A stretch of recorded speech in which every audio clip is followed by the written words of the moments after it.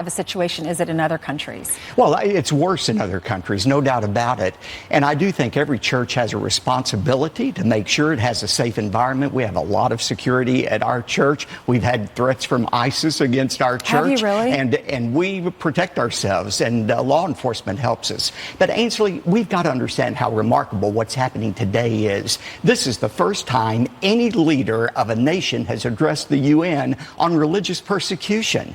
A third of the world is living under religious persecution. 80% of it is against Christians. And it is a remarkable thing that this president would skip a UN climate change summit on an imaginary problem to address the very real problem of global persecution of believers. I mean, think about it. What president in history would have the guts to do what President Trump is doing? And it's this kind of leadership that is absolutely infuriating the president's enemies, but it's also energizing his base, especially his religious base of voters. We just put up some of the statistics. It's frightening when you think about people being persecuted for their faith because they choose to worship a certain way. How bad of a problem is this, though? We were talking about some of the statistics during the commercial break. Will you tell the viewer? Well, 80% of the world lives under some form of religious persecution or oppression. That's a big number, 80%. It's huge. I mean, and we take for granted what we have here in the United States. But this administration, as Robert says, has put a priority